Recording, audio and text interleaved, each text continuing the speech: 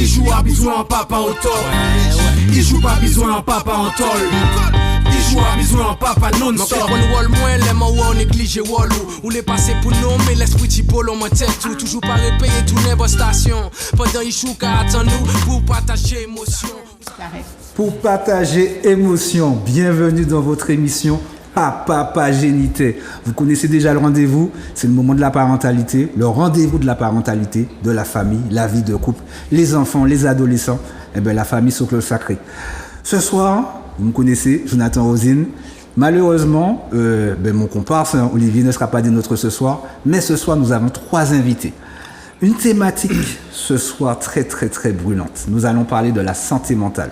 Encore tout à l'heure, avant de débuter l'émission, on voyait la complexité et la largesse de cette thématique. Il y a beaucoup de choses à dire ce soir. On va s'axer par rapport à chez nous, nous, obligé, la Martinique. Et ce soir, nous avons 3 invités. On va commencer par Guy Albert. Comment vas-tu, Guy Albert? Ça va, Jonathan, très bien. Et toi-même? Ça va tranquillement. Comment vas-tu, Guy Albert? Roufin du Hamel. Ouais, bon, ça, c'est pas trop important. Non, je t'avais promis de revenir un petit peu avec une chronique sur tes émissions et le thème m'a plu tout de suite et je crois que ça va dans le bon sens. Rappelle-moi ton poste, s'il te plaît, Guy Albert. Je suis chercheur, donc c'est déjà le plus important. Je suis également ingénieur social, donc je travaille beaucoup sur le terrain et ça me permet de croiser des données sur plusieurs thématiques. Donc déjà, comment on vit dans ce pays-là, c'est un pays quand même qui a une vie très particulière, une vie quand même qui interroge à plusieurs moments. J'interroge la précarité, comme tu le sais, la pauvreté, mais aussi toutes les questions de société, y compris la santé. Tu m'avais dit, on avait effectué une thématique sur la notion de fair peuple et tu avais dit quelque chose. Je vais revenir dans un petit instant. On va continuer le tour de table. Bonsoir, messieurs, dames. On commence par madame. Je veux bien. Donc, Christelle Samo. Oui. Christelle Samo. Tout d'abord, bienvenue. Merci. D'accord. Martiniquaise, le poste, comment ça se passe de votre côté? Ok, Martiniquaise, maman. Donc, les thématiques de parentalité me concernent effectivement. Et puis, psychologue clinicienne à Maurice Despinois et puis présidente de l'association Tombolo. L'association, on va en parler tout à l'heure de l'association Tombolo. Juste à côté, bonsoir monsieur. Bonsoir, je dirais que moi je suis médecin psychiatre, mais ça c'est pas important. Je suis plutôt chercheur aussi, mais chercheur de sens. Ça tombe dans le sens. Et également vice-président de l'association Tombolo et les questions de santé mentale m'intéressent au plus haut point. D'accord, ok. Avant de commencer la thématique, si on présentait l'association Tombolo?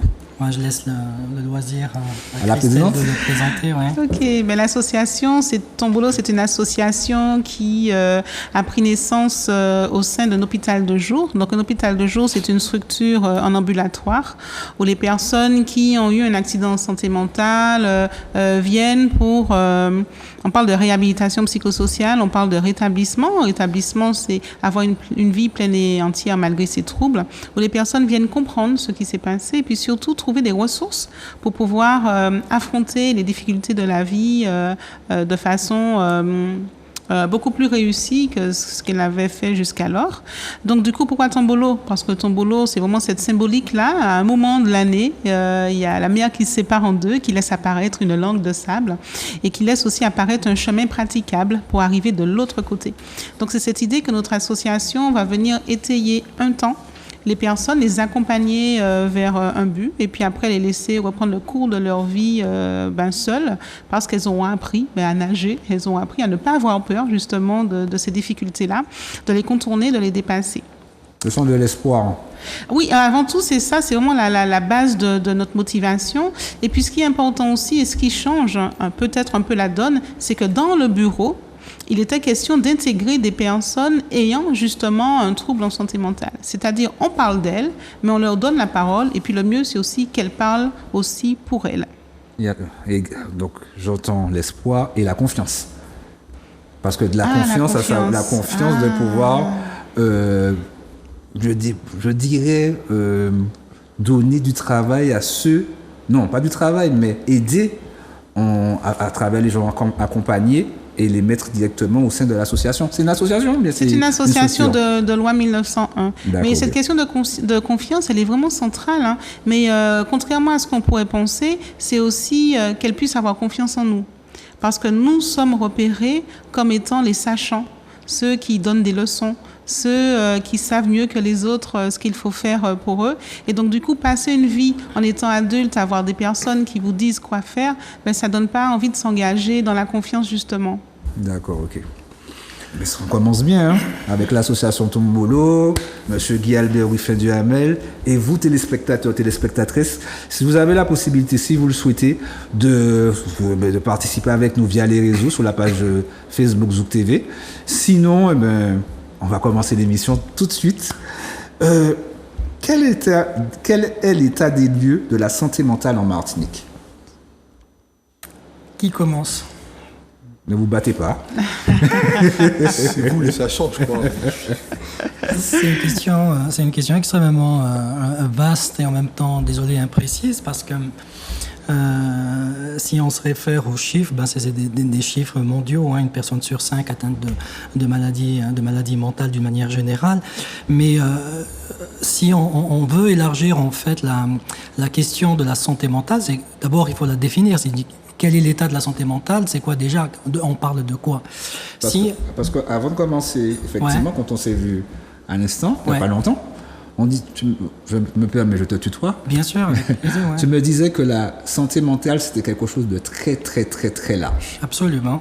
C'est pourquoi j'ai voulu d'abord axer sur la Martinique, parce que on va pas pouvoir, parce que chaque pays a sa problématique, chaque continent et tout. Donc, effectivement, la définition de cette santé mentale. Si on reste, on va rester en Martinique, il n'y a pas de souci. La définition, c'est la définition de l'OMS. Si on veut vraiment être très, très strict, c'est un état de bien-être, qu'il soit physique, mental ou sociétal dans une société chez un individu. Donc du coup, il n'y a pas de santé sans santé mentale, et la santé mentale regroupe en fait tous les aspects de la vie. Donc finalement, lorsqu'on prend cette définition, on se rend rapidement compte que la santé mentale dépasse le strict cadre de la psychiatrie, finalement, puisqu'elle va dans la cité. Avoir une bonne santé mentale, c'est bien travailler, bien manger, bien se nourrir, bien se loger, bien se mouvoir, en fait, bien se transporter d'un point A à un point B. Donc, vous voyez, ça regroupe un vaste panel. Et ce n'est pas simplement limité aux urgences psychiatriques ou à l'enfermement en matière de psychiatrie. Donc du coup, si sous cette optique-là, on va se dire comment va la santé mentale, pas qu'en Martinique, dans le monde d'une manière générale, elle ne va pas trop bien. Elle va pas trop bien. Elle va pas trop bien. Et pourquoi on en parle aujourd'hui? C'est un peu rigolo parce qu'on en parle de plus en plus. C'est suite à l'affaire du Covid. C'est à partir de là où cette sensibilité-là, les projecteurs ont été mis sur cette question de santé mentale. Ça s'est démocratisé parce que il y a eu une souffrance et un malaise tellement planétaire que les médias, dans un premier temps, les politiques aussi, même les professionnels, ont commencé un peu à en parler de manière moins professionnelle, puisque c'est sorti du cadre professionnel. Moins professionnel, plus à la portée de tout le monde. Et parce que ça nous impacte tous. Lorsqu'un individu reste confiné pendant des jours et des jours et se sentir mal, il comprend pas pourquoi il est mal et qui développe des symptômes dépressifs ou anxieux, alors que il y a quelques mois il se sentait merveilleusement bien, ça pose des questions. Lorsque les prescriptions d'antidépresseurs et d'anxiolytiques sont doublées par 2. On avait avant le Covid 1 million de boîtes d'antidépresseurs, après le Covid 2 millions de boîtes d'antidépresseurs. On se pose vraiment la question en fait de cette fragilité, de la vulnérabilité des uns et des autres dans une société qui est devenue de plus en plus anxiogène, tendue. On le voit. En écoutant ta définition, ça me rappelle le morceau d'MC Jannick, Dis-moi pourquoi je ne suis pas à l'aise. Ouais, exact. Ouais. Et c'est intéressant que les artistes justement en parlent. D'abord, il y a Stromae qui en a parlé, les plus connus, qui commence un peu à parler des questions de santé mentale et qui un peu démocratise cette notion-là. Je ne sais pas comment je vais mal. On n'arrivait pas à savoir le pourquoi. Aujourd'hui, on sait, parce que je suis en souffrance et que j'ai droit en fait à un bien-être. On arrive à poser des mots sur des mots. Exact. Ensuite, qui veut parler, qui veut donner sa définition. Après, ensuite, on va parler de l'état des lieux. Alors, de façon complémentaire, c'est un peu compliqué de rajouter des choses à ce que Dr Zazoua, ce que Mehdi vient de dire. La santé mentale, il faut bien comprendre surtout qu'on ne peut pas la résumer qu'à la maladie mentale. C'est vraiment tout ce qu'on peut mettre en amont avant qu'elle ne soit dégradée, cette santé mentale. Et puis, en aval, c'est-à-dire comment réussir à se ressaisir, comment réussir à se redresser, comment réussir à se rétablir, justement, quand on a eu un accident de santé mentale. Se réparer? Comment est-ce qu'on peut se réparer? Ouais, c'est joli, ça. Comment est-ce qu'on peut se réparer? On n'est pas totalement comme avant. On est peut-être... même plus fort, on est peut-être différent, tout simplement. Et moi qui suis psychologue et qui rencontre justement des personnes qui ont été vulnérables, qui ont été touchées par des problématiques de santé mentale, beaucoup plus effectivement, de façon très singulière avec cette crise de Covid, mais finalement, quand elles en sortent, ces personnes-là de ça, c'est pour en sortir différemment. Ce sont des personnes qui vont changer de carrière. Ce sont des personnes qui vont se positionner autrement dans leur famille. Et ce sont des personnes, au final, qui n'auront plus peur d'être qui elles ont envie d'être. Pour rendre notre sens, en fait, à leur vie. Qui trouvent quelque chose de... On a un développement de la spiritualité. Une renaissance d'une certaine espèce je dirais ça, de renaissance, un nouveau regard sur soi, un nouveau regard aussi dans sa connexion avec l'univers. Et on voit de toutes les façons exploser toutes les formations de type bien-être et aussi vraiment autour de la spiritualité. C'est très, très, très fort, en fait. C'est comme si le Covid était venu freiner tout le monde dans l'effervescence de la vie et puis dire, maintenant, tu te regardes un peu... Voilà. J'ai envie de dire, peut-être remettre l'humanité au centre de tout. En tout cas, ce que j'ai trouvé magnifique durant cette période de Covid, c'est de voir tous ces animaux marins qui reprenaient leur place dans les océans, dans les mers.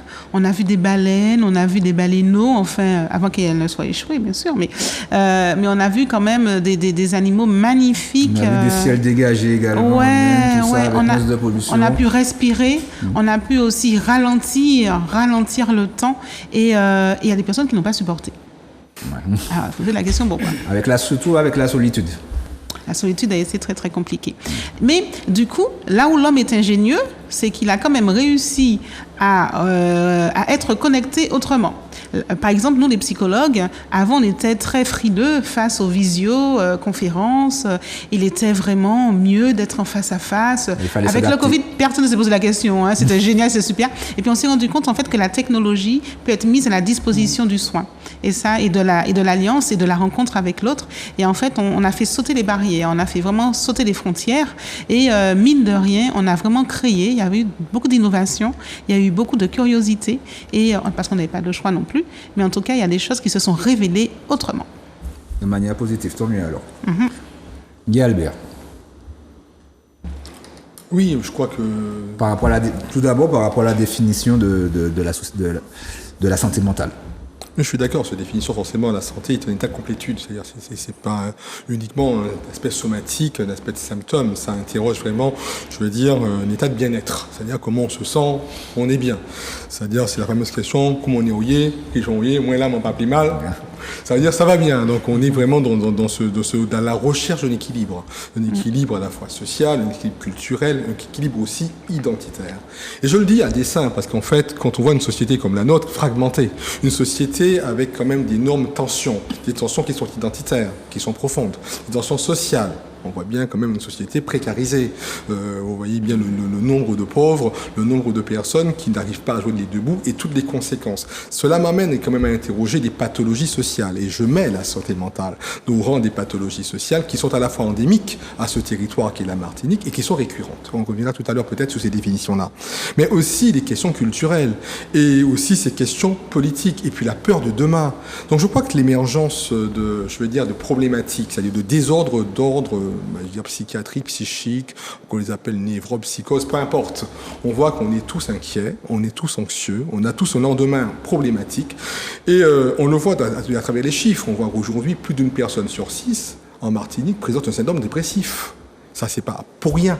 Ça veut dire qu'on on met beaucoup le doigt sur la crise Covid. La crise Covid n'a été qu'un révélateur. Je ne suis pas d'accord à ce que la crise Covid ait été le détonateur de nouvelles pathologies, mais ça a mis en lumière ce qui était déjà enfoui, forcément. Je crois qu'il faut vraiment rentrer dans un processus, pas de définir ce qu'on appelle de manière bien sémantique, dans son étymologie, dans son contexte bien consacré, la pathologie, c'est-à-dire la santé mentale, mais se dire aujourd'hui quelle est son étiologie sociale. C'est-à-dire comment ça procède, quelle est l'autopsie que l'on fait réellement. Alors, mis à part les autopsies psychologiques, mais j'aimerais bien qu'il y ait des autopsies sociales. Et comment aujourd'hui, un pays comme le nôtre, un pays neuf, un pays récent, un pays qui sort quand même d'une histoire qu'il ne faut pas non plus oublier, une histoire je profonde pense aussi, qu'il y a aussi besoin d'une décolonialité de la santé mentale. Je mets pied dans le plat parce qu'en fait, ça interroge des mécanismes sociaux, des mécanismes puissamment identitaires et revendicatifs qui créent un endémisme des troubles mentaux en Martinique nulle part ailleurs. Et c'est peut-être ces questions-là qui nous permettraient d'être au rendez-vous d'une santé mentale adaptée à notre territoire. Je me rappelle lors de la thématique lors de la libre antenne, on avait parlé de la notion de faire peuple. Tu disais que la Martinique, c'était un peu un hôpital à ciel ouvert. Absolument. Encore faut-il même que le mot hôpital soit déjà construit et structuré. Je me dis qu'aujourd'hui, que le Martiniquais, dans sa martinicalité, dans sa quête identitaire, développe un certain nombre de troubles qui sont des pathologies sociales liées à son environnement. C'est-à-dire que la santé mentale appartient à un contexte. Ça n'appartient pas, c'est pas quelque chose, je veux dire, d'idiopathique où les personnes sont malades parce qu'elles sont dans un état, je veux dire... Il y a une cause. Il y a forcément une cause par rapport à... Et j'interroge ce sujet dans un ensemble causal. Et cet ensemble causal reste pour moi la dimension de ce que nous vivons et du projet de société que nous offrons aussi aux autres. Et c'est pour ça qu'il y a quand même derrière, je veux dire, quand on parlera de démocratie en santé et des choses comme ça, la santé mentale ne peut pas se concevoir sans l'usager, c'est-à-dire sans le Martiniquais au cœur, au mi-temps bagaille là. C'est-à-dire que, il ne faut pas non plus voir comment ce pays se développer avec des typologies de pathologies, entre guillemets, parce que je le vois également sur le terrain. Je ne suis pas assez sachant de vos disciplines, je ne me permettrai pas de m'y aventurer, mais ce que j'observe dans le cadre de nos présences, je veux dire déjà de travail social de terrain, c'est qu'il y a quand même un phénomène émergent, c'est des métamorphoses et des mutations des symptômes. C'est-à-dire que ce qu'on connaissait comme un symptôme descriptif évocateur d'une pathologie est peut-être plus moderne, plus high-tech peut-être, mais ça reste quand même profondément la même récurrence, la même pathologie qui continue. Alors on disait peut-être qu'il y a moins de schizophrènes, il y a peut-être moins de personnes marginales, quoique les grands c'est devenu des addictions, mettons pas des mots comme ça, que les personnes sont devenues peut-être plus addictes à des substances toxiques, etc., des stupéfiants, et qu'il y en a plus qu'on trouvait avant le schizophrène. Mais là tu vas déjà au niveau de... Oui, mais moi je veux rester de dire voilà, que toutes ces mutations sont portées par la société elle-même, et je crois que c'est pour ça que je suis très content qu'indépendamment des structures dites hospitalières conventionnelles, qu'on met de l'économie sociale et solidaire à travers des associations qui ont un rôle important à jouer dans ces dispositifs parce que ça donne la parole aux personnes sans qu'elles soient un patient, mais deviennent quand même un acteur de leur propre santé. Je voudrais revenir sur les sachants. Il y a un psychologue, un psychiatre. La plupart, on apprend ce métier en Europe, en France. Sachant on va prendre le cas, on est en Europe, sachant que nous sommes une société matrifocale. En France, c'est une autre société. Avec cet enseignement, comment on arrive à l'adapter par rapport à la spécificité du pays? J'aimerais, avant de répondre à ta question, déjà le fait que tu me dises je suis sachant, je te remercie, mais je ne le suis pas en fait. Et j'essaie un peu de déconstruire tout mon travail, c'est de déconstruire justement ce socle, soi-disant, de sachant. Et d'essayer justement de comprendre. C'est pour ça au début j'ai dit je suis un chercheur de sens. J'ai écouté avec beaucoup d'attention effectivement sur la métamorphose sociétale et les questions, lorsqu'on dit la santé mentale, c'est une question de prévention, c'est une question de soins et c'est une question aussi politique dans le sens où ça touche le culturel et la société d'une manière générale. Ce qui est arrivé en fait dans les banlieues en métropole et qui a complètement dépassé en fait l'entendement, il a dépassé toutes les... Personne ne pouvait répondre en fait, personne ne pouvait arrêter cette débâcle de violence qui est une forme en fait de communication. Ils ont communiqué un malaise, un mal-être, et c'est ça qui est inquiétant, c'est-à-dire que nous n'avons absolument on n'est plus outillé pour comprendre cela. Et si on fait le focus en Martinique, on a vécu aussi des scènes en fait de crise et de violence où tout le monde était dépassé. Les fameux sachants, ou les sachants institués sachants, les politiques étaient absents, les professionnels étaient absents. Personne n'avait en fait une grille de lecture de ce qui se passait. Pour revenir justement sur la question, c'est une question anthropologique, comment est-ce qu'un savoir émis ailleurs puisse... je m'embrouille un peu parce que lorsqu'on disait effectivement... aujourd'hui, la question de la santé mentale, la psychiatrie d'une manière spécifique, depuis les années 70, c'est un mouvement qui est apparu aux États-Unis, qui est un mouvement politique en fait, des usagers de la psychiatrie qui se sont eux-mêmes autoproclamés les survivants de la psychiatrie, c'est-à-dire qu'ils ont dit que à partir d'aujourd'hui, basta, on va plus parler de nous. Sans que nous soyons invités en fait à ce discours-là, nous allons offrir en fait un discours qui émane de nous, sur nous, et non pas un discours qui émane d'autres personnes sur nous. On ne va plus parler sur nous, on va nous prendre la décision de parler. Question de l'empowerment qui a traversé en fait l'histoire et qui arrive de plus en plus sur l'Europe. Et aujourd'hui, on parle en santé mentale, on parle plus de rétablissement, qui est je dirais la troisième vague. C'est une révolution parce que ça chamboule complètement les postures. C'est un changement total de paradigme. Aujourd'hui, ce n'est plus les sachants, puisque les sachants sont aussi les concernés, les premiers concernés. On me disait que les psychologues voyaient des psychologues. Que les psychologues Les psychologues, les professionnels voient également des professionnels. Oui, bien ça c'est dès le départ ça existait. L'intervision, la supervision, c'est nécessaire. Donc du coup, cette question-là de comment introduire en fait un savoir ou des connaissances ou des techniques sur des territoires culturels différents. Moi, la question que je me pose lorsqu'on dit les concernés, la première des questions que je me pose ici en Martinique, c'est où sont-ils les concernés? C'est-à-dire que où elle est où leur implication? Parce que des outils existent. Je ne suis pas obligé de pratiquer une psychiatrie comme elle l'est. On peut l'adapter, mais il faut pour l'adapter, il faut qu'il y ait des personnes qui puissent justement pouvoir ouvrir des espaces pour l'adapter. Il y a des chiffres par rapport à ça pour avoir des choses concrètes. C'est le flou le plus absolu dans le sens où l'État, c'est son job, l'État doit normer les pratiques, il doit les sécuriser, il doit les normer, c'est le job de la haute autorité de santé, ils vont mettre en pratique au niveau national des normes. Aussi en Martinique, nous avons en fait tous les dispositifs existent en tant que tels. L'hôpital, tu l'as, l'ambulatoire, tu l'as, les équipes mobiles, on les a, même si elles sont parfois sous-dotées, mais on n'est pas dans un territoire quasiment de non-droit. Néanmoins, maintenant, les pratiques, quelle est la coloration qu'on va donner à ces pratiques? On ne va pas pratiquer une psychiatrie ici en Martinique comme on pourrait la pratiquer en région parisienne. C'est impossible. Déjà, on n'a pas les mêmes problèmes aussi. Même si on a les mêmes problèmes, les problèmes de circulation, les problèmes c'est pas exactement la même chose. Donc du coup, c'est insensé de pouvoir la pratiquer de manière calquée. Mais pour pouvoir le faire, il faut impérativement que on puisse avoir des personnes pouvant donner justement les alternatives possibles. Et ça, c'est le job non pas seulement de l'État, mais aussi des associations, des citoyens. Je dis association, je dis le citoyen, tous les intermédiaires, tous les acteurs de la société civile. Au niveau de la Martinique, les associations, il y en a pratiquement sur le terrain. Là, on a des chiffres puisqu'il y a c'est référencé au moins plus de 3000 associations diverses dans tous les domaines sportifs. Non, en Martinique. 3000 associations. 3000 associations en Martinique.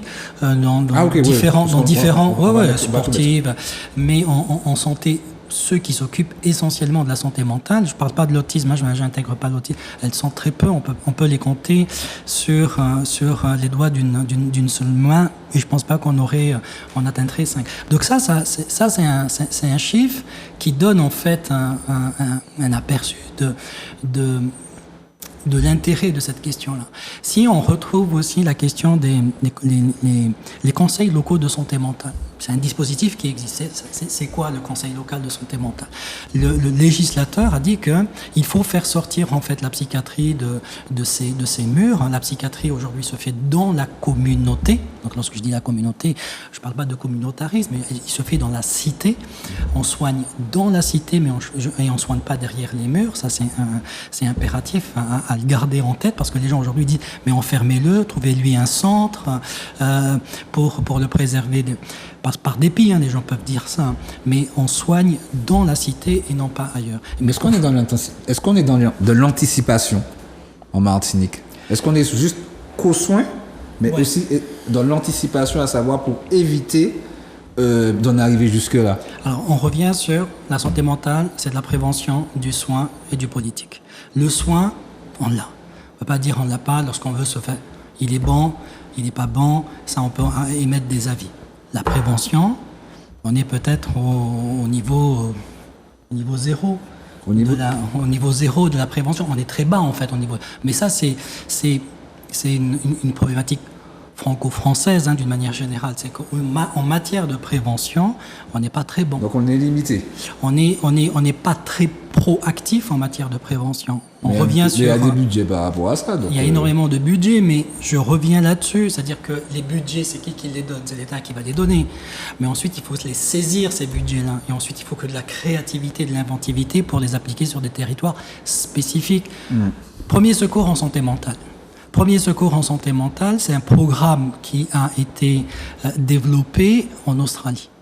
Parce que les Australiens, territoire hyper vaste, ils ne peuvent pas avoir le luxe d'avoir un centre médico-psychologique dans chaque coin de rue. Donc du coup, eux, ils ont fait le choix de sensibiliser la population.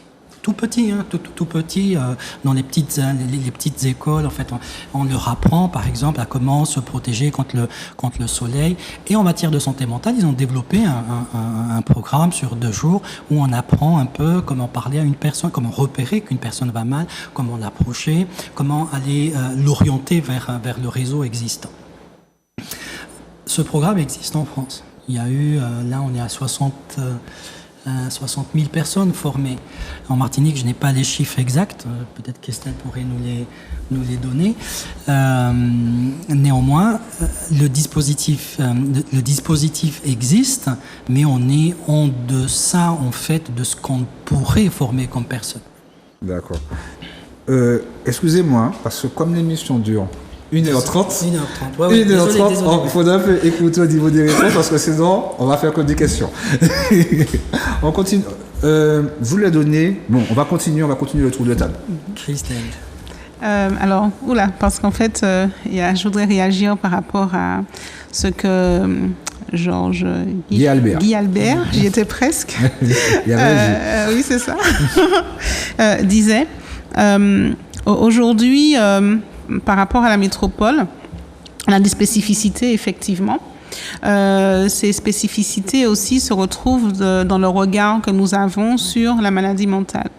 En Martinique, les familles ont beaucoup honte de la maladie mentale et donc du coup, elles en ont peur également. Et qu'est-ce qu'elles vont faire ? Elles vont cacher la personne qui a un trouble en santé mentale. Et en cachant cette personne-là, du coup, on prend le risque d'augmenter les troubles puisque la bonne connaissance des bonnes pratiques, entre guillemets, pas forcément des bonnes pratiques hospitalières, mais des bonnes pratiques des pairs, la personne en est à distance. On se rend compte, par exemple, qu'il y a un nouveau paradigme dans les lieux de soins qui est en train d'émerger. C'est effectivement la question du rétablissement. Donc, je vais faire un petit focus dessus rapidement pour bien expliquer les choses. il faut considérer que les personnes qui ont un trouble en santé mentale un jour s'érigent et puis et qu'elles disent bon ben là ça suffit maintenant, vous êtes bien intelligents là, vous tous les sachants, tous les professionnels, tous les professeurs, mais il y a une réalité à laquelle qui va toujours vous échapper, c'est celle de l'expérience. Et nous avons cette expérience là et on voudrait être entendus. Et pour pouvoir être entendu, il faut du coup parler entre pairs. Donc il y a des personnes ayant une schizophrénie qui sont devenues chercheurs, qui sont devenues psychologues. Et donc du coup, ils ont pu partager leurs connaissances de ce qu'elles ont vécu, mais elles ont aussi pu être validées par les pairs. Et c'est comme ça que ça a pris de l'ampleur.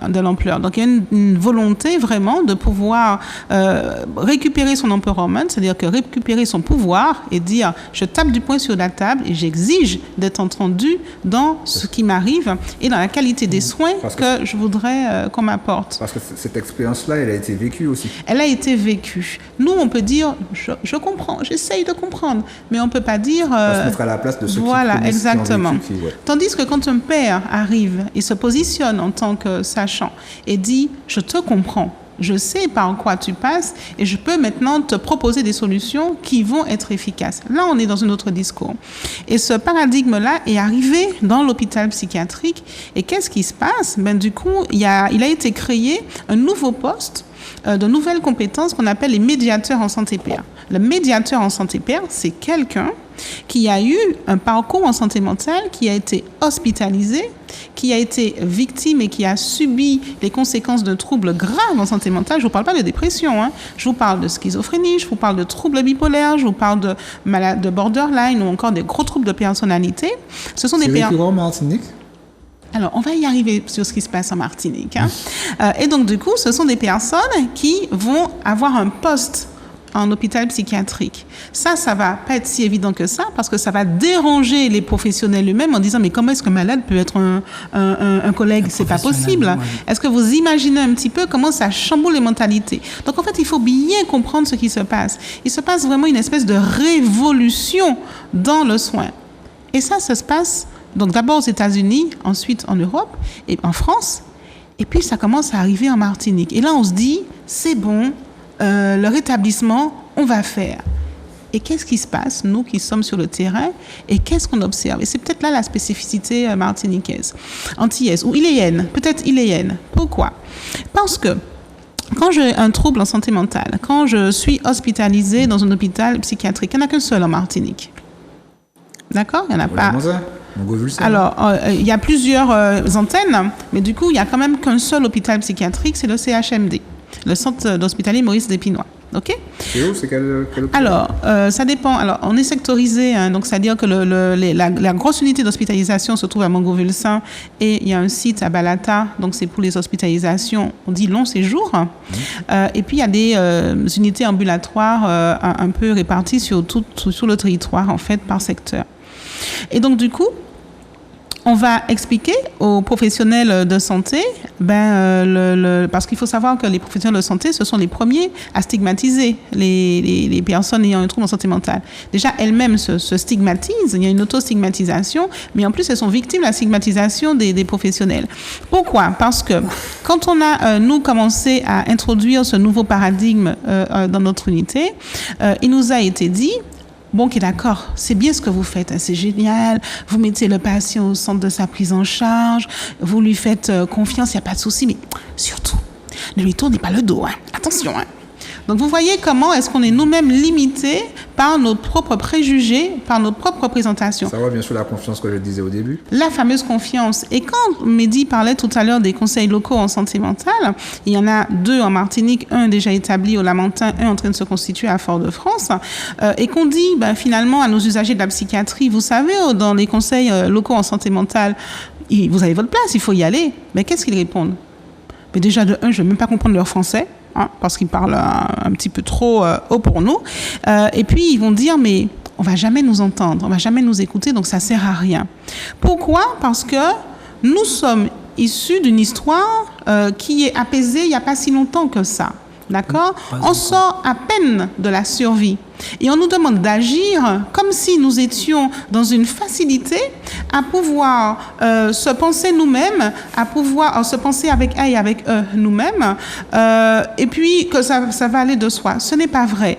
On se rend compte qu'il y a une telle marge de manœuvre, effectivement, qui est intéressante, mais on n'a pas encore accroché le wagon de ce qui se passe en Europe, de ce qui se passe en France. Donc on se casse le nez avec ces nouveaux paradigmes qui arrivent parce que personne n'est prêt. Ni les usagers de la psychiatrie, ni les familles, ni les professionnels de santé. Je constate aussi qu'on a tellement de problèmes déjà à régler en termes d'identité, en termes aussi d'injustice, parce qu'on peut constater des injustices à travers empoisonnement dans les terres, etc. Et puis également aussi au niveau de nos familles, puisque je crois 55% des familles monoparentales en Martinique, les gens ne se comprennent pas forcément. Il y a 2 semaines, on a fait une thématique sur l'infidélité où on constatait que les hommes et les femmes ne se comprennent pas forcément, on peut parler mais pas forcément avoir le même discours et pas forcément avoir la même, non pas avoir la même vision, mais on ne se comprend pas forcément. Donc avec tous ces aspects, toutes ces problématiques, j'ai envie de poser une question. À savoir, comment on en arrive à, mis à part la schizophrénie, mis à part le bipolaire, comment quelqu'un arrive à être malade mentalement? Alors, je vais faire une réponse courte et puis on va laisser le loisir à Mehdi de développer, n'est-ce pas? Et puis, je sens que M. Guy Albert Rousseau-Duhamel avait besoin de dire quelque chose aussi. Alors, rien n'est simple, d'accord? On ne tombe pas, on n'exprime pas une maladie en santé mentale. Il n'y a pas le côté émotionnel. Alors, c'est une conjoncture. Émotionnel, la femme est partie, le travail, etc. On parle de gros poids là. C'est-à-dire qu'il y a une conjoncture de plusieurs facteurs. Il faut bien comprendre qu'on est vraiment à la jonction de quelque chose qui s'exprime quand la psychologie est touchée, quand l'environnement, c'est-à-dire le stress environnemental est actif, et quand on a peut-être une vulnérabilité génétique. Ce que les études ont montré, c'est que quelque chose se met en place à l'adolescence. C'est-à-dire c'est vraiment le moment où le cerveau est le plus vulnérable en fait. Et c'est là où les premiers troubles, l'expression des troubles en santé mentale va trouver son essence. Maintenant, on se rend compte aujourd'hui que plus on intervient tôt, et plus le rétablissement est rapide chez des personnes, c'est-à-dire qu'il n'y a plus de fatalité. Aujourd'hui, quelle que soit la maladie en santé mentale, il n'y a plus de fatalité. Je pense que c'est ce qui a changé. Tout se règle. Tout peut se régler à condition de bien se connaître, à condition de bien travailler sur soi et à condition d'être bien accompagné. Donc voilà, c'était ma réponse courte. La question de tout se règle, elle est intéressante, mais puisqu'on est sur une émission où on parle en grand public en fait, mais on ne va pas leur raconter des histoires. Qu'est-ce qui fait que je devienne même schizophrène? Je vais pas. En fait, c'est une question de vulnérabilité, comme l'a expliqué Christelle. Nous sommes tous vulnérables. Nous avons tous un niveau de vulnérabilité. L'exemple qu'on donne souvent, par exemple, cette table a un niveau de vulnérabilité. C'est-à-dire que le menuisier, lorsqu'il l'a fabriqué, il va te dire elle a un niveau de vulnérabilité au bout de 100 kilos, on va dire, elle va casser, elle ne va pas supporter. Voilà son niveau de vulnérabilité. Et on va commencer à poser des objets dessus. 10, 20, 50, 60, on arrive à 100, 110, 120, 130, et elle ne bouge pas. Elle craquelle, mais elle ne bouge pas. Et à un moment, il y a quelqu'un qui va ouvrir la porte. Et une feuille va virevolter parce qu'il y a du vent. La feuille va se poser sur la table et la table va, paf, s'écrouler. Et donc, du coup, on a dit, c'est à cause du gars qui a ouvert la porte ou à cause de la feuille de papier qui s'est posée dessus. Mais en fait, c'est à cause du niveau de vulnérabilité qu'on a atteint. Nous avons tous ce niveau de vulnérabilité, nous sommes tous faits d'émotions, de pensées et de ressentis. Et effectivement, cette vulnérabilité se tisse à l'adolescence. On n'est pas tous identiques. Et les poids qu'on pose sur la table, chez nous, c'est l'humain, c'est le stress du quotidien. Il y a pas aussi une acceptation de l'inconscient? C'est vague, ça. Quoi? C'est vague, ça, l'inconscient. Non, mais comme je dis, c'est-à-dire une acceptation de vraiment... Parce que tout à l'heure, je parlais d'identité. Ouais. Le fait aussi de ne pas... Là, on parle de société nouvelle. Quand nous sommes une jeune société, du moins. Ouais. Parce que moi, je trouve qu'on a les fesses coincées entre plusieurs chaises. À savoir que quand on va dire, on va apprendre je suis gaulois, le conditionnement de la religion, la scolarité, tous ces aspects-là qui rentrent dans la vie de tous les jours, avec également quand je parle de l'inconscience, des choses que on pense être, mais on ne sait pas forcément. Donc on ne s'écoute pas parce qu'on est influencé par l'extérieur. Quand on a tout ça qui nous englobe, est-ce qu'on ne sera pas encore davantage plus vulnérable aussi? Ça fait partie, c'est ça qui va aussi nourrir en fait notre vulnérabilité. C'est ces aspects-là aussi qui vont nourrir la vulnérabilité. C'est l'aspect culturel,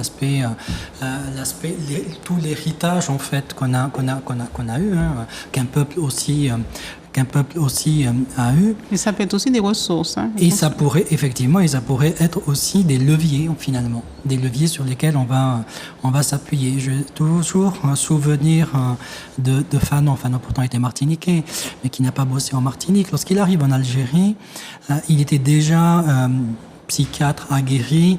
Il avait les outils de l'époque qu'il a eu à Saint-Alban en Lozère.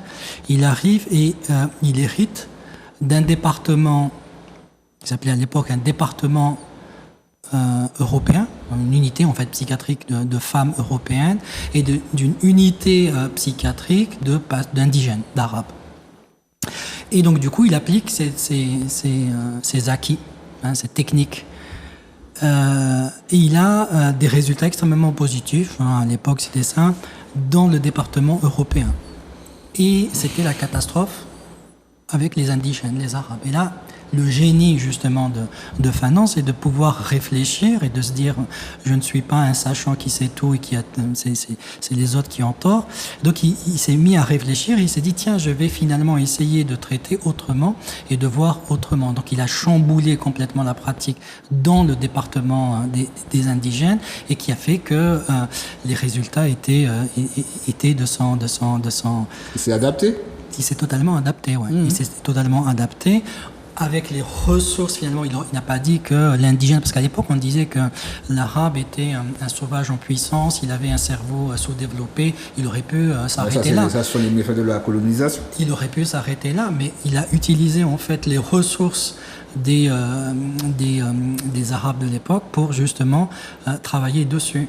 Il savait pas lire, il a contourné cela pour travailler plutôt le foot. C'était des gars qui aimaient beaucoup le foot et donc ça a été le premier à ouvrir ou à construire un stade de foot dans l'unité psychiatrique où il bossait. Je voudrais ouvrir le débat par rapport à la difficulté des familles qui, soit la mère, soit le père, qui est, je dirais, malade.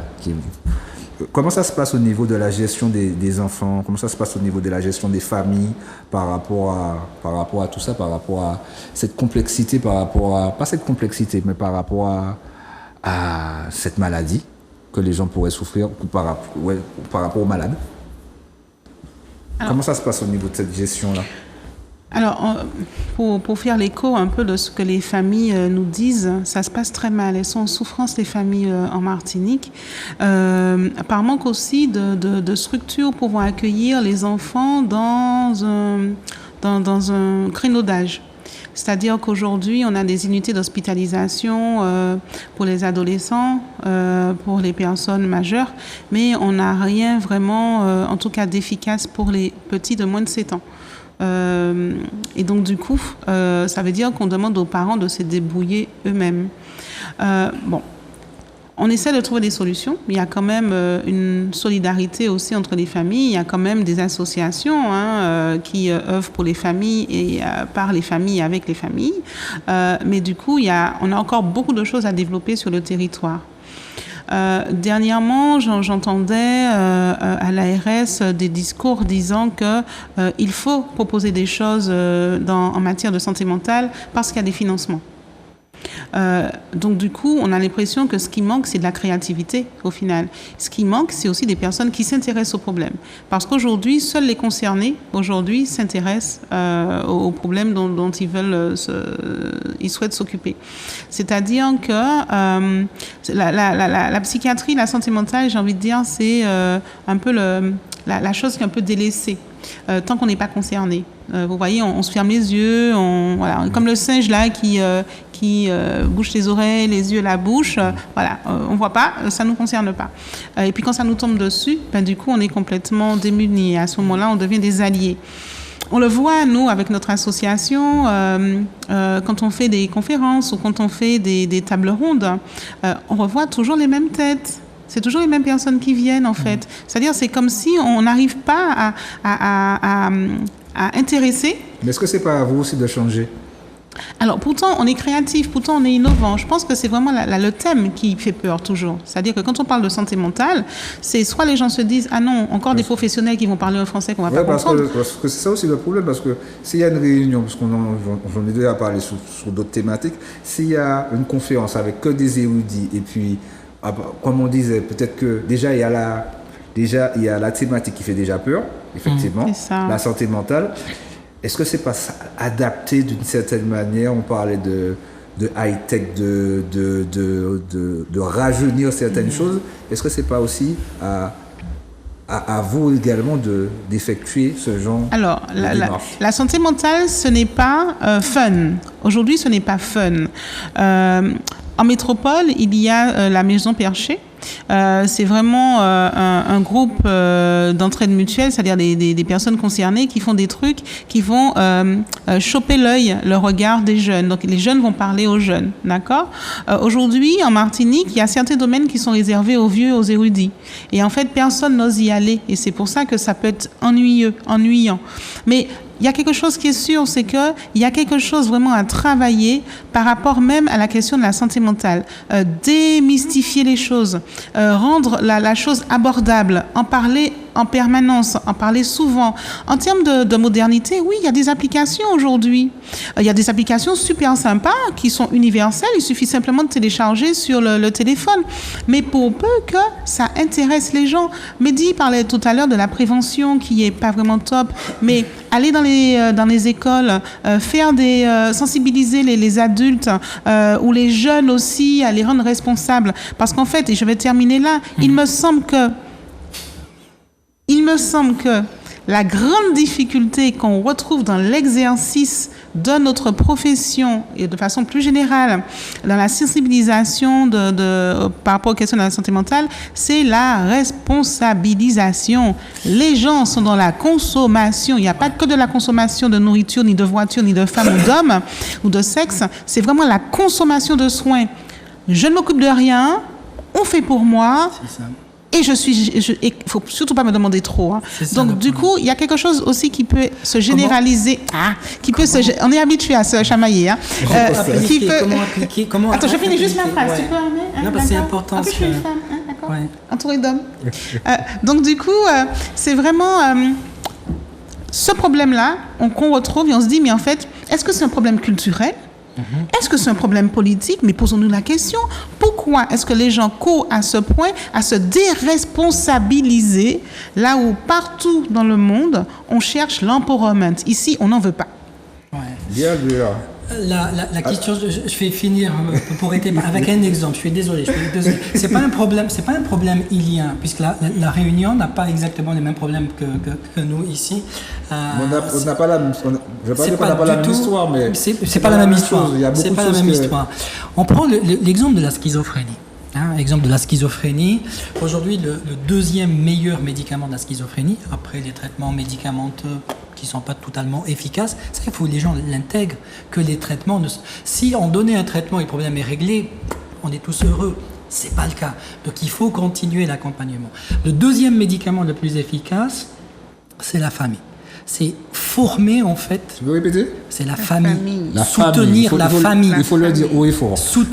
Oui, puisqu'on est sur un... Il faut soutenir la famille et former les aidants familiaux.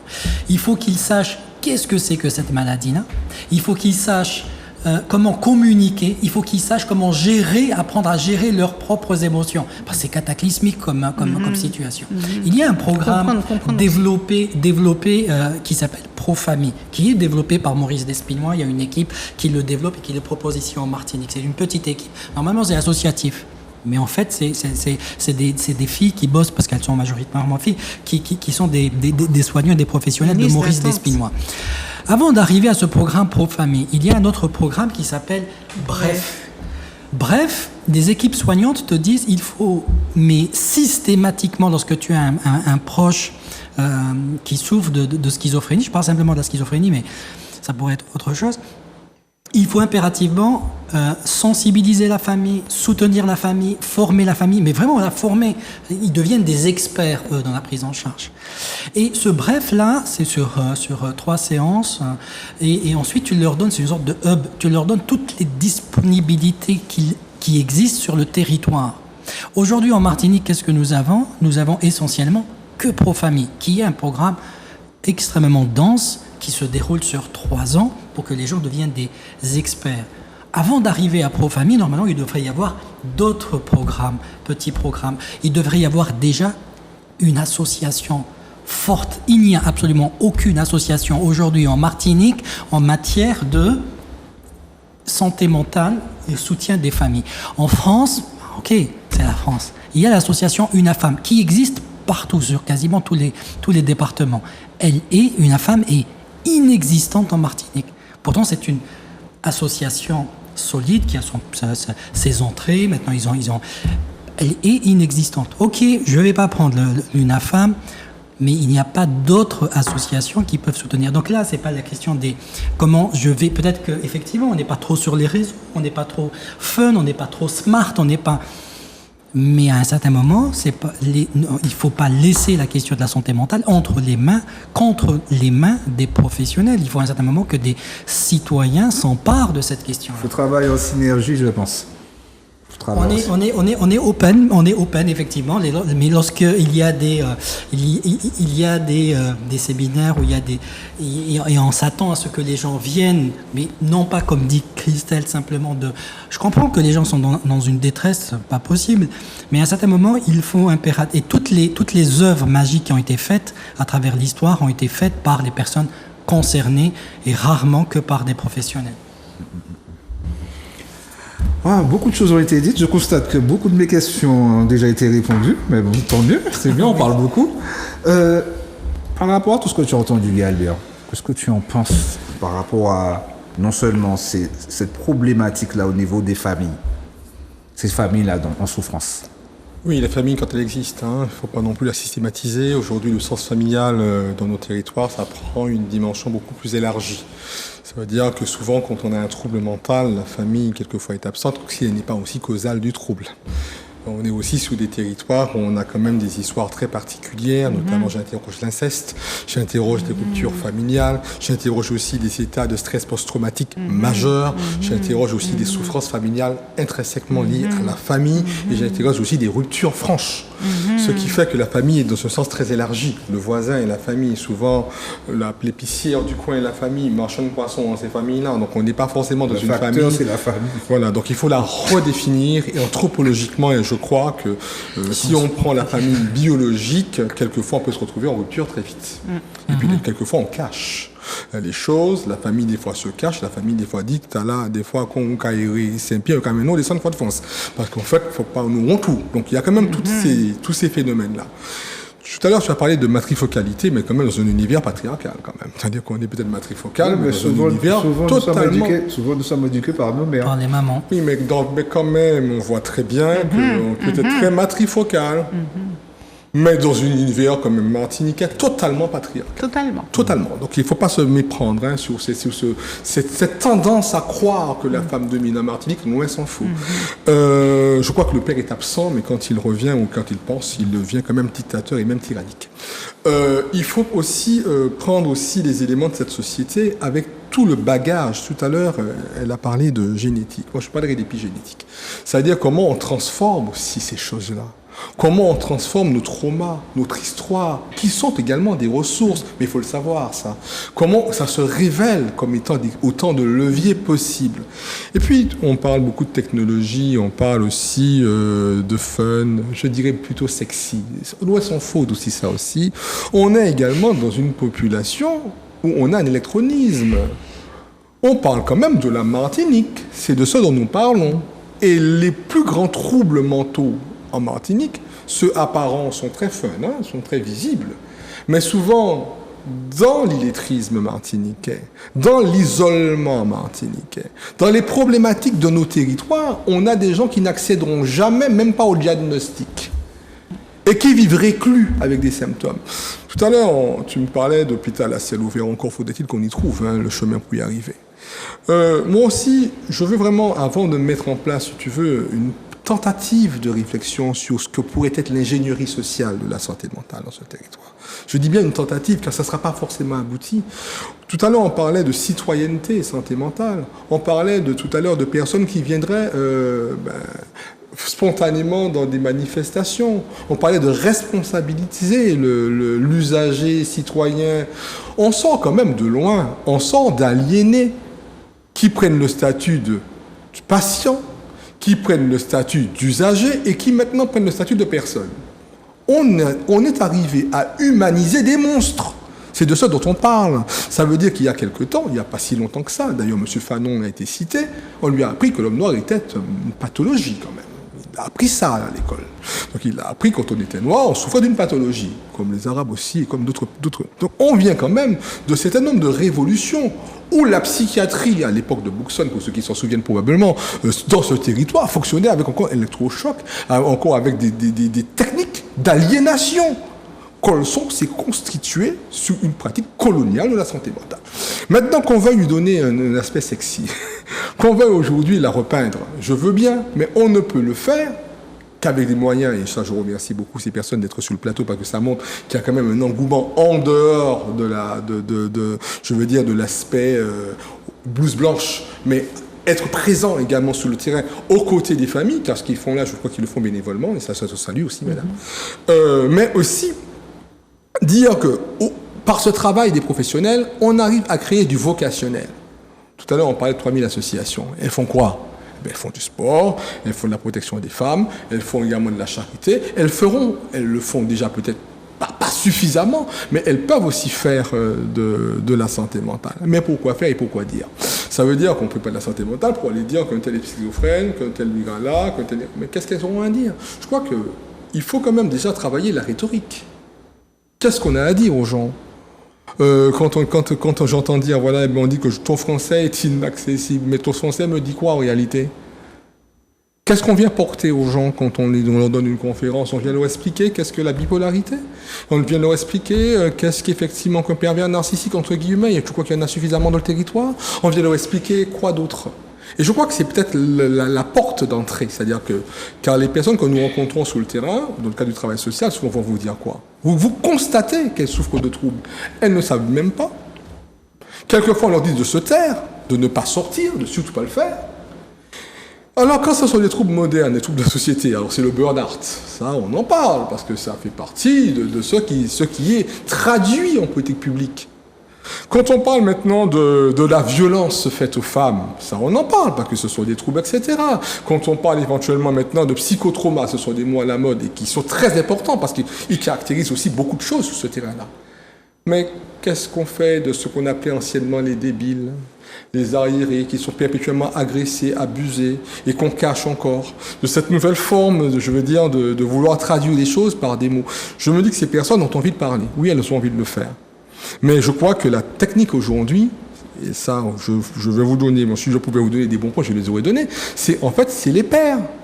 C'est arriver à connecter les gens entre eux, et pas les connecter forcément avec des sachants.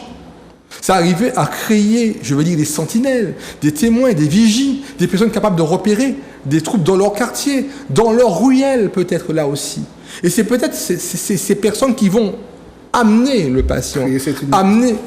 Oui, c'est ce qu'on appelle le aller vers de proximité. Créer cette humanité d'une certaine manière. Cette humanitude, je préfère. C'est-à-dire créer vraiment ces compétences, je veux dire ces compétences citoyennes, capables Pas de décrire avec de grands mots, de grands vocabulaires, ceux qu'on ne sait même pas d'ailleurs, mais capable effectivement de dire simplement, vous savez, tel côté peut faire tel bagaille bon. Soit les madame Tala, il peut peut-être pas ça, mais mon cas c'est que ça qu'a dit voilà. Arriver à sortir les gens de leur réclusion sociale. Créer du lien. C'est créer ce lien-là par le aller vers, par l'action des pairs en proximité et pas forcément par des conférences mises ou par webinaire, par des choses comme ça, qui vont parler à un public déjà conquis et déjà sensibilisé au sujet, de par la médecine du travail, parce qu'ils connaissent le burn-out, les risques psychosociaux, de par effectivement les associations qui militent pour des causes précises, mais qui parleront moins à la personne qui souffre d'une anxiété chronique au plein fond de sa campagne, qui n'ose même pas en parler et qu'on appelle mutique et qui ne le sait même pas. Je crois que c'est à ce moment-là qu'on est et on parle bien au territoire et c'est pour ça que je suis assez véhément dessus, parce que je trouve que l'institutionnalisation de la problématique est un frein à l'accès à cette problématique. Concernant, beaucoup de choses sont dites pendant l'émission. J'espère que vous appréciez. Il y a beaucoup de choses intéressantes. On peut constater qu'il y a un gros chantier. Concernant nos jeunes, on parle des travailleurs, on parle de burn-out, on parle de famille. Mais concernant nos jeunes, est-ce qu'il y a des jeunes en difficulté mentalement en Martinique? Mais il n'y a que ça. Il n'y a que ça. Ben, je sais pas si... Excusez-moi, mais quand je vois... Vous êtes des invités, moi j'écoute. Je mène une étude en ce moment sur le phénomène des stations-service. Génial, cette... Mais je suis quand même. J'habite un quartier reculé, j'habite au Marigot, rural. Et je vais, mon seul lieu de faire quelques petites courses, quelquefois quand j'ai pas le temps de passer dans les grands trucs, je vais à la station-service, parce que j'ai acheté un truc. Je vois les mêmes figures de personnes qui sont de l'ouverture à la fermeture. La station est devenue à la fois le salon, la salle à manger, le lieu où nous pouvons écouter de la musique, quand on ne met pas de grande musique avec des... Et puis l'hôpital, on parlait d'hôpital à ciel ouvert, les belles voilà. Ça veut dire que les gens font leur thérapie à la station-service. Ils connaissent tout, ils se parlent, ils se soignent, se consolent, etc. C'est l'exutoire. Mais c'est un phénomène qui s'est rarement vu dans d'autres sociétés. Quand je le vois en tant que moi, scientifique, en tout cas ingénieur social, je me dis, mais comment on peut pas passer à côté d'une réalité comme ça? Alors ce sont des jeunes, au départ c'était des jeunes, mais maintenant on retrouve de l'intergénérationnel. Toutes les catégories d'âge se retrouvent, alors par enchantement peut-être, mais en tout cas par nécessité, parce ils quittent leur maison. Alors c'est des très jeunes, mais aussi des très âgés, et on forme intergénération en buvant quelquefois des bières, donc je rappelle quand même que l'alcool c'est pas tous les jours, et quand on est de 8h à pas d'heure à une station-service, on consomme quelques bouteilles. Et on voit que toutes ces choses-là se font, et quand on voit de quoi ils parlent, parce que je suis quand même assez curieux en tant que chercheur, pour m'arrêter un petit peu et leur parler, eh bien ils parlent de leur gros poil aussi. Ils parlent de leur sœur qui a été victime d'inceste, ils parlent de leur sortie de prison, ils parlent de leur chômage, et ils se font plaisir. Comme ça, enfin ils essayent. Combien de psychiatres, combien de psychologues, je ne parle pas de l'hôpital, combien d'associations, combien de personnes ont osé poser non seulement du sens et du jugement sur le fait qu'on pouvait, pas les extraire, mais proposer un lieu autre que ce lieu qui a été spontané. Mais allez les voir. Heureusement qu'il existe peut-être. Ou bien sinon allez les voir. Ou aller l'investiguer. Pour pouvoir discuter avec mais eux. l'investigation est où? Mais où est l'académique dans l'investigation? À part dire, mais c'est bizarre, nous le voyons tous. Mais on reste loin. Et pourtant, on répète les mêmes messages. L'alcool n'est pas trop bon, le tabac, etc. Quand il n'y a pas le cannabis, c'est autre chose avec.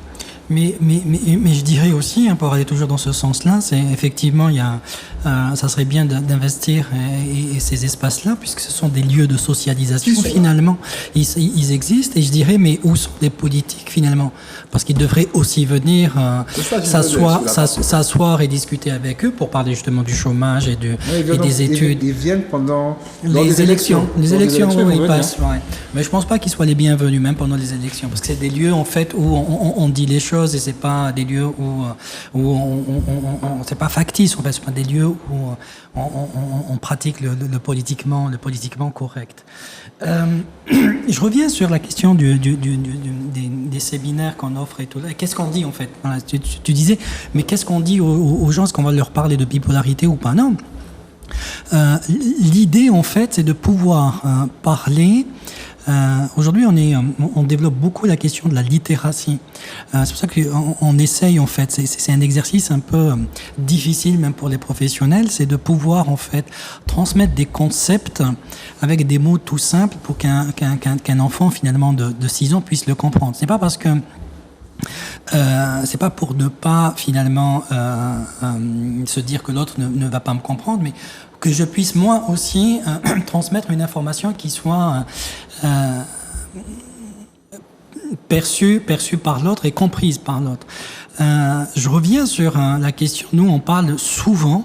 On parle pas de schizophrénie, on parle pas forcément de bipolarité, on parle pas de génétique on essaie simplement de parler de choses, mais vraiment de bon sens. La question de la santé mentale, c'est quoi? La question de la santé mentale, comment puis-je reconnaître que quelqu'un va mal sans pour autant poser un diagnostic? Lorsque mon voisin, lorsque mon prochain, lorsque mon proche va mal, c'est là où on revient sur le lien, justement, sur cette question d'humanité. On est dans une société hyper normée où on nous impose finalement des trajectoires, comme si on devait répondre finalement à des critères bien précis. Et au passage, on oublie, de l'école jusqu'à l'université, ensuite le boulot, on oublie finalement notre essence même. Et l'idée, c'est de retrouver, c'est pour ça que ces lieux-là sont intéressants, parce qu'on retrouve finalement ce lien, l'autre qui est en difficulté, j'arrive à l'entraide, cette solidarité. Cette solidarité entre les uns et les autres, te donner un coup de main, te dire un mot bienveillant, essayer de t'aider lorsque tu es en difficulté et vice-versa, tu peux le faire. Donner des vêtements, de quoi manger, c'est-à-dire qu'il y a quand même du troc. Ça, on voit bien quand même une sociabilisation de ces lieux-là. Absolument. Où la société n'est plus en mesure de faire, de répondre. Dans ces espaces-là, on peut retrouver. Qui va vers l'individualisme d'une certaine manière. Totalement. C'est une homéostasie sociale qui va spontanément se redéfinir dans des lieux comme ça. Mais il n'y a pas que cela. Pas que là, on parle des stations-service parce que c'est ce qui est le plus criant. Surtout en Martinique, c'est vraiment propre à chez nous, les stations-service. Ah non, mais ce rassemblement-là, j'ai jamais vu ça faire nulle part d'autre.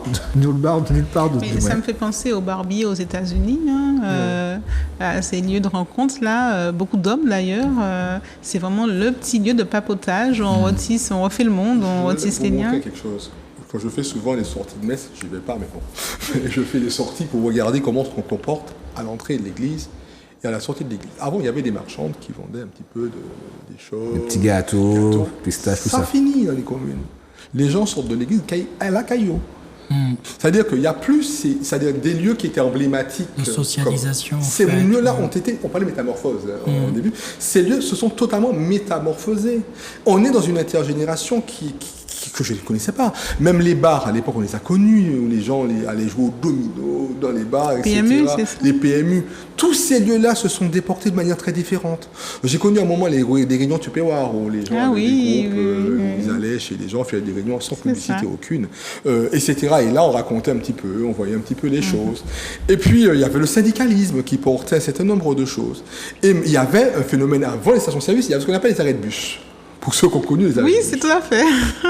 Il y avait des arrêts de bus où effectivement les personnes y allaient, etc., pour pouvoir trouver, s'asseoir dans l'arrêt de bus, etc. Avec des chaises et tables, c'était comme ça.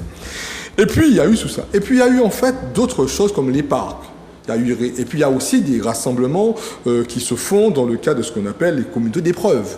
On a vu qu'il y a face à l'épreuve de la chlordécone, notamment, on a eu le fameux LACOU de la ville de Fort-de-France, où les gens ont été mis à la porte de LACOU. Je ne sais pas où ils sont maintenant, ils sont probablement quelque part.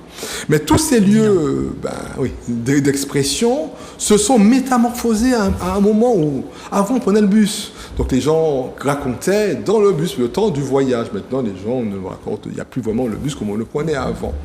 Et c'est pour ça que j'interroge beaucoup ce qu'on appelle le terrain, la notion de lieu et de non-lieu. qui est une notion anthropologique. Je ne vais pas rentrer dans l'anthropologie.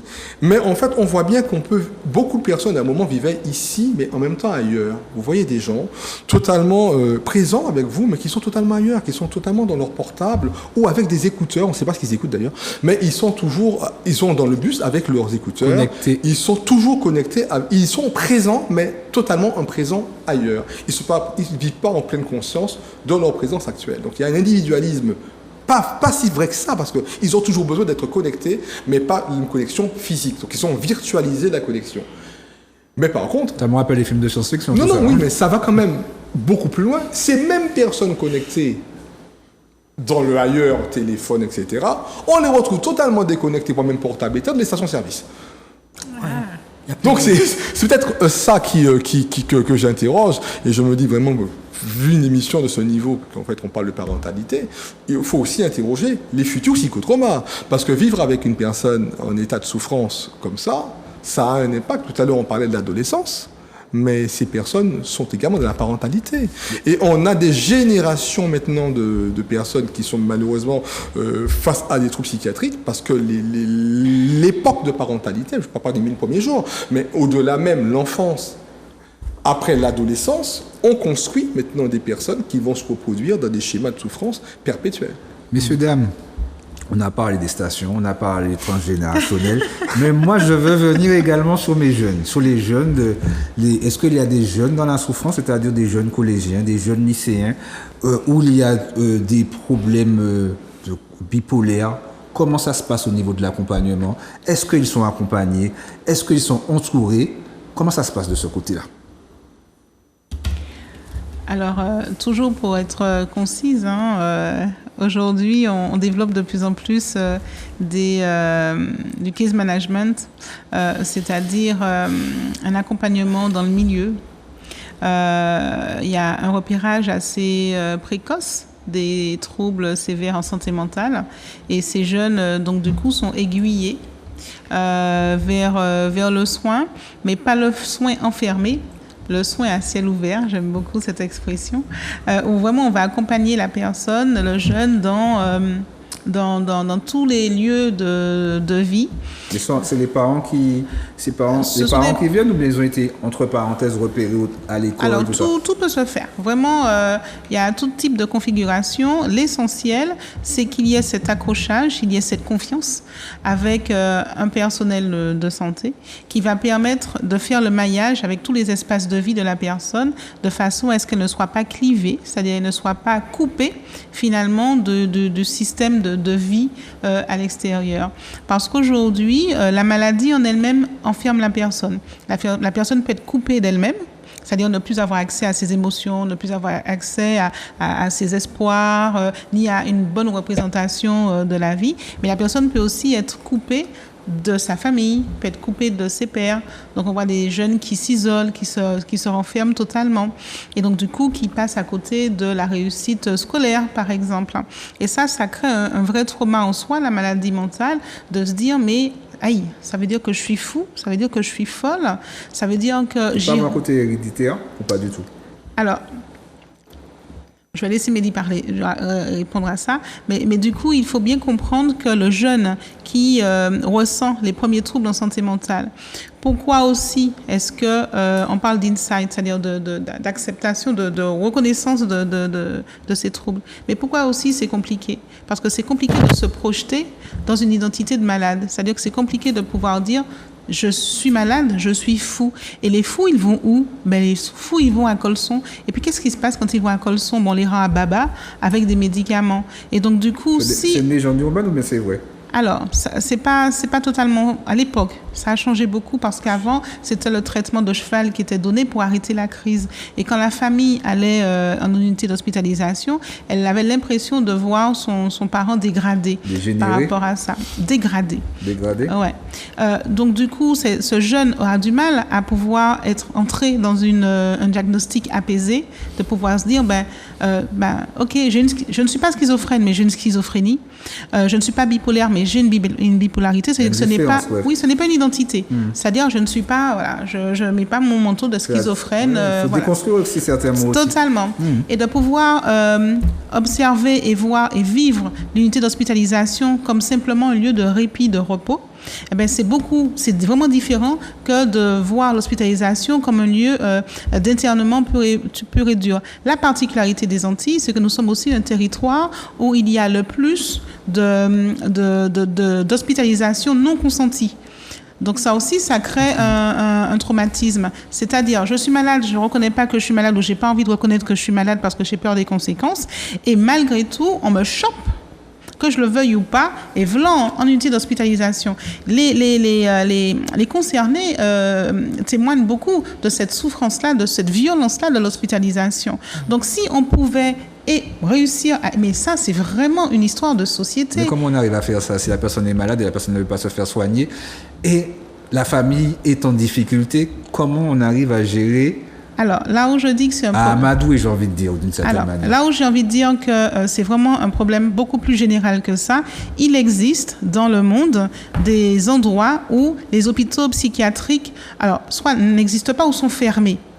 Là, on va vraiment parler de choses techniques, par exemple des techniques comme l'open dialogue, où dès qu'une personne appelle en disant j'ai quelqu'un qui va pas bien, en fait, il y a des thérapeutes en thérapie familiale qui interviennent et qui, avec la famille, traitent la chose. Donc, on n'extrait pas la personne de son univers pour l'enfermer en psychiatrie, mais avec la famille, on va gérer ensemble.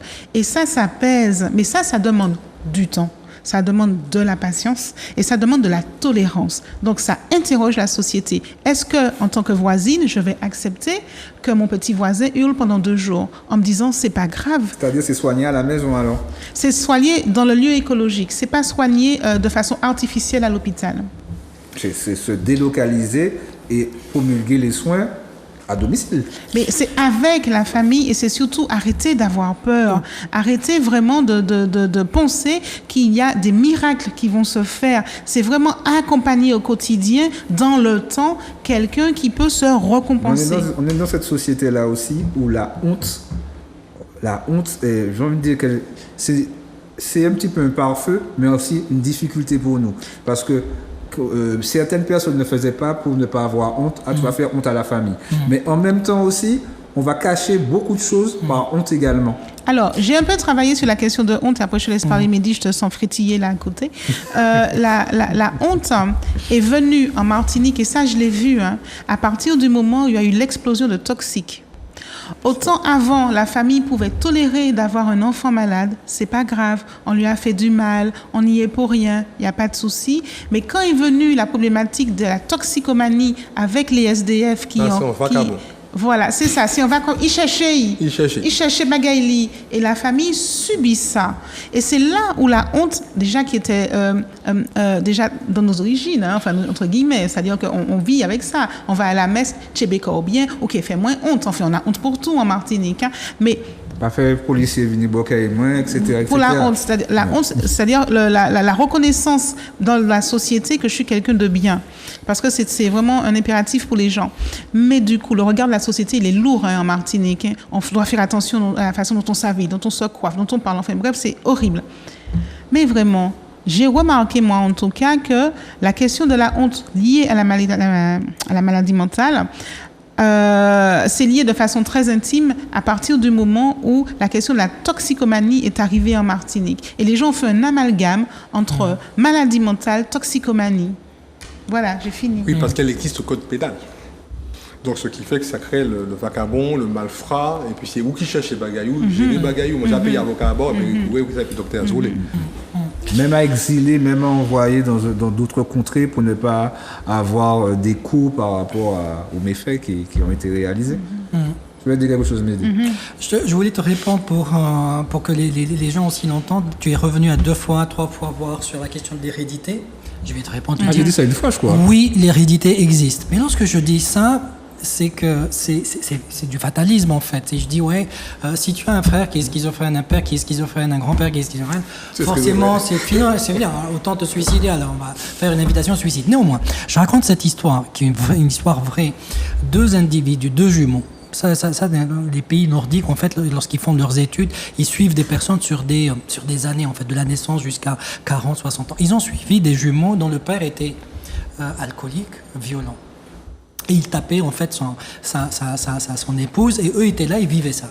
Et au bout de 30, 40 ans, ils sont allés revoir en fait le devenir de ces deux individus, et l'un d'entre eux était en prison. Ils l'ont trouvé en prison.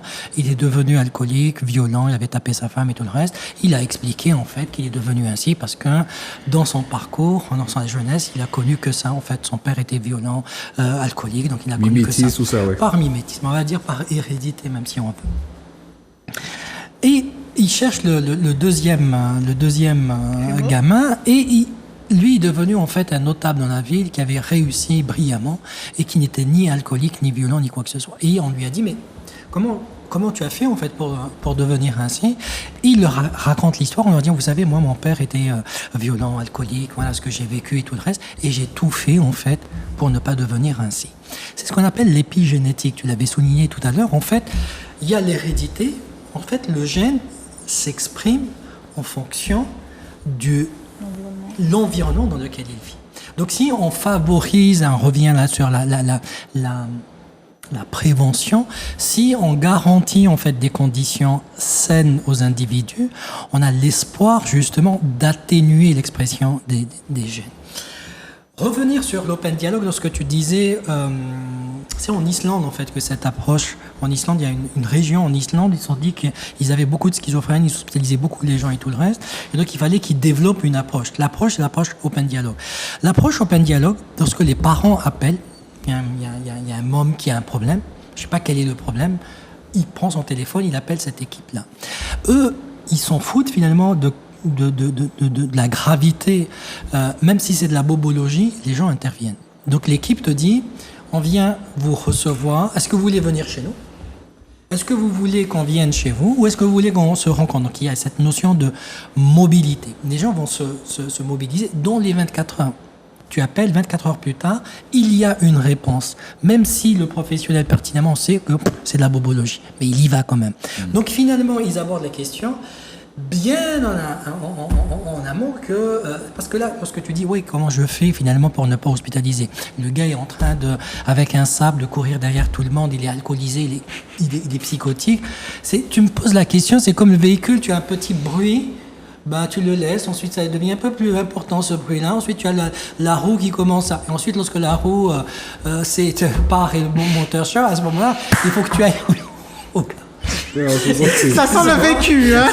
Il faut que tu ailles au garage, tu vas pas dire non, mais je vais pas l'emmener au garage, mais intervenir bien en amont. Enfin, ça, on revient sur la question de la prévention. Il faut vraiment investir sur la question de la prévention, parce que les dispositifs, elle parlait des dispositifs, Christelle, oui, voilà, les jeunes, il y a des CMP pour enfants, il y a une unité d'hospitalisation pour enfants, il y a des psychologues dans l'éducation nationale, il y a des infirmiers dans l'éducation nationale. Il y a les CMP. Les dispositifs existent, mais ils sont saturés, mais complètement saturés. Et si, en plus, on y va une fois que c'est le feu dans la maison, alors là, ça sera extrêmement compliqué. Je voulais poser cette question-là, mais tout au long de la thématique... Sur l'hérédité. Non, pas sur l'hérédité, non. Je vois que nous sommes une société, on le dit souvent, on est une société jeune. Je constate qu'on est également fragile. Mais est-ce que je me posais la question, est-ce qu'on est trop fragile comparativement à d'autres pays? Mais je constate que partout aussi, partout c'est la modernité qui nous a fragilisés, je pense. C'est la modernité. Ouais, c'est la modernité. L'individualisme, ce petit outil-là. Je dirais le néolibéralisme nous a fragilisés. Et tout ça, quand c'est comme ça, ça fragilise la famille. C'est-à-dire? Quand je dis fragiliser la famille, quand il y a tous ces problèmes-là sentimentaux de l'individu, la famille en prend un coup. Ah ouais. Ça va créer des enfants aussi cassés. Donc des enfants cassés qui sont obligés de se réparer au mieux de pouvoir, je dirais, si à la base il n'y avait pas cette cassure-là, avec, j'ai entendu, un homme sur 5. Bon, un homme. 1 sur 6, 1 sur 5, 1 sur 6 schizophrène. Non, trouble de la santé mentale. Dépression. Et un trouble mental. Trouble de la santé mentale. Alors, Martinique, c'est 1 sur 6, c'est un syndrome de dépression. Comparativement à la France, vous avez des chiffres? C'est relativement la même équivalent. chose. C'est équivalent. La schizophrénie, par exemple, c'est 1% de la population générale. Dans le monde. Et on en retrouve un peu partout, en Dans fait, le monde. pour les syndromes Donc cette dépressifs, c'est la même fragilité-là, chose, elle est vraiment généralisée, c'est partout, à cause de la modernité, à travers également cette individualité, à travers ce manque de lien, parce qu'on parlait de manque de lien, non seulement au niveau des associations, au niveau du voisinage, au niveau de la vie, on parlait des marchands de gâteaux, à la sortie des messes, etc. Il y a tous ces liens-là, peut-être qu'on le voyait de manière ringardiser certaines choses, mais en fin de compte, qui nous faisaient du bien. Absolument. Alors moi, ce que j'ai envie de dire, attention, hein, moi je suis déjà une optimiste de base. Donc il ne faut pas voir le côté fataliste. C'est pas, c'est pas ce que je dis, c'est que voilà, il faut pas non plus se saturer de ça. Le lien, il va se déliter d'une certaine façon, mais il va pas disparaître, il va se transformer. Et donc du coup, c'est à nous aussi de suivre cette transformation et ne pas rater le coche, voilà. Le coche. Tout simplement parce que les choses sont toujours vouées à évoluer. Nous évoluons, notre société évolue, les mentalités évoluent. Donc, s'adapter alors. La compréhension de ce qui se passe aussi évolue. Vous parlez de modernité, moi je voyais le colonialisme. Je dis mais pourquoi est-ce qu'ils vont là alors qu'à la base en fait c'est tout ce qui s'est joué avec la naissance de cette culture-là métissée, créolisée. Mais parce que là aussi il faut à un moment donné qu'on se pose, parce qu'il y a beaucoup d'études qui sont faites aux États-Unis et c'est assez rare les facs, les universités en métropole qui acceptent que les étudiants s'engouffrent dans des thématiques sur la colonisation et les conséquences de la colonisation. La question, c'est de se demander pourquoi est-ce que c'est autant démocratisé aux États-Unis, pourquoi c'est compliqué. Alors ça, ce sont des témoignages que j'ai de thésards. Ils sont plus communautarisés aux États-Unis, donc c'est pas la même histoire aussi. Et il y a aussi beaucoup de frilosité aussi à creuser cette question-là, parce qu'on a l'impression que les gens ont peur finalement des revendications des Antillais. Bon, ça, ce n'est que mon avis. Mais du coup, je pense qu'il y a aussi quelque chose qui se joue énormément, par exemple dans l'éducation, la violence dans l'éducation, la question de la violence tout court, en fait. Comment est-ce que elle se met en place et comment aussi on s'y adapte. Et être dans une posture de critique égocentrée ou encore européocentré, je ne sais pas comment le dire, et ne pas regarder, élargir un petit peu nos visions avec d'autres cultures africaines. Même brésiliennes, hein, parce qu'il y a quelques similitudes également avec le Brésil, un peu sur l'histoire aussi, qu'il y a aussi une méconnaissance de chez nous par rapport à des gens peut-être qui nous ressemblent davantage. Et la recherche de références. Notre recherche de références, on les prend où nos références? Qu'est-ce qu'on propose à nos enfants? On les nourrit de quoi au final? Est-ce qu'on est suffisamment critique de ce qu'on leur donne à voir, à comprendre? C'est pour ça que je dis qu'il n'y a pas une seule manière d'être malade. Il n'y a pas une maladie mentale universelle. Tout à l'heure, on a commencé, mon propos était de dire un peu comme Malcolm Ferdinand, on veut décolonialiser la décolonialité de l'écologie, etc., mais aussi la décolonialité de la santé, et plus particulièrement de la santé mentale. On ne peut pas non plus sortir de pathologie sociale et sociétale sans vouloir interroger l'étiologie même de ça, c'est-à-dire comment on y est arrivé là. Je crois que pour moi, ce qu'il faut retenir vraiment fondamentalement, c'est que ces sociétés ont muté. Et elles continuent à muter et nous refusons de muter avec. Il y a un rendez-vous politique quand même aussi. Il y a un rendez-vous politique qui devient une urgence vitale pour l'avenir de ce territoire. Ça se joue vraiment dans la prise en compte de notre prisme de société, de notre prisme culturel, identitaire, de nos réalités sociales et sociétales, mais aussi regarder sans phare, sans tourner d'un regard pour mieux médire après, mais regarder face à ça et sans en dehors de toute période électorale, ce qu'on peut vraiment faire pour doter effectivement ce territoire, de ce dont nous parlons, de moyens suffisants. Et quand ils existent, de les préserver aussi. Et puis quand ils sont préservés, d'encourager de nouvelles vocations. Et je crois que c'est un pays, les chiffres sont là. Je dis vraiment qu'on ne mettra pas un psychiatre, un psychologue derrière chaque Martiniquais, même si on devrait peut-être. On devrait. Mais je crois qu'à un moment donné, on devrait comprendre qu'un pays discriminé, un pays qui vit avec autant de chimères, autant d'interrogations, autant de peurs, Parce que la peur a un problème. Avec l'amygdale, qu'on ne fonctionne même plus. On fonctionne sous le mode fake news. On croit beaucoup plus aux théories du complot qui sont absurdes, je le conçois. Mais on croit beaucoup plus aux choses qui sont données comme étant des comploteurs, des complotistes, etc. Parce qu'on a simplement peur. Et c'est pour ça qu'on a peut-être besoin d'être rassuré.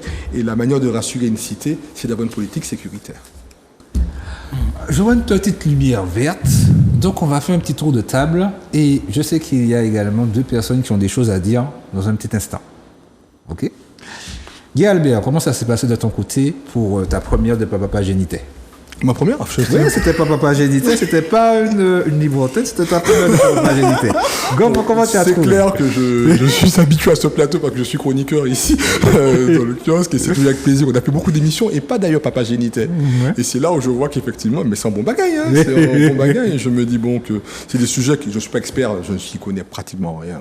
Excusez-moi ma médiocrité en santé mentale, mais le sujet me paraissait pertinent, la qualité de nos invités également, et je crois qu'on a mis le doigt là où il fallait, nous Bouzouin-Zot, et Martinique Bouzouin-Zot aussi, et puis je crois que quand on a compris ça, eh ben, nous aller ensemble, et nous qui faille. Papa Génité, mais après Papa Génité, on continue à faire aussi. Ouais. En tout cas, merci beaucoup. Pas de souci.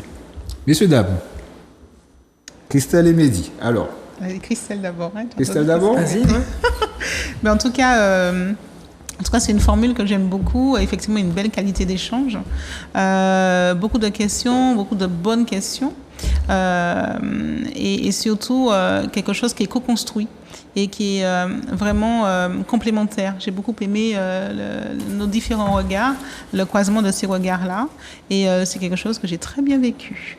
Eh bien, hors antenne, tout à l'heure, là, on disait que vous ne connaissiez pas Papa Génité, donc la prochaine fois, vous allez regarder. Oui. Via YouTube et également sur ça. TV. On peut revenir sur les anciennes émissions parce que oui, il y a des thématiques. Je crois qu'il y en a 5, je crois qu'il y en a 60. Donc il y a d'accord, il y a de quoi faire alors. Il semblerait que ce soit fun. Mehdi. Je trouve que c'est intéressant dans le sens où ce que tu disais tout à l'heure, tu disais que on attend en fait la réponse du politique dans ces histoires-là. Moi, je suis pas un optimiste comme les Christelle, je suis plutôt quelqu'un de très pragmatique, même un peu fataliste, on va dire. On a dépassé le stade, en fait. J'ai peur qu'on ait dépassé ce stade-là, qu'ils ne peuvent plus rien. Et tant mieux peut-être qu'ils ne puissent plus nous apporter en fait de réponses, mais c'est aux citoyens finalement en fait. C'est juste ces espaces, créer ce genre d'espace où comme les anciens en fait, un arbre à palabres où les gens viennent co-partager leur vécu et leur expérience et de ramener. Et justement, c'est des espaces aussi où on pourrait tisser du lien. Moi, les stations-service, on pourrait justement amener des bancs et rester et tisser en fait. On peut poursuivre l'émission. Voilà. En tout cas, c'était agréable. Au début, je vous invite à la gagner. Si on est accueilli, on y va. Non, mais c'est des lieux de citoyenneté en fait. Eh bien, je vous remercie d'avoir répondu présent pour l'émission. Une pensée pour Briscoe, Brice Edmond, pour M. Gamba, membre de l'association. Oui, Arnaud. Voilà. Georges Ambroise également. Georges Ambroise. Et sinon, eh bien, mon équipe, Papa Génité, Olivier, Hugo. Oui, Hugo, ouais, une petite dédicace pour toi aussi. Et puis sinon, je vous remercie encore de nous accorder un peu de votre temps. Le rendez-vous est pris, à la semaine prochaine.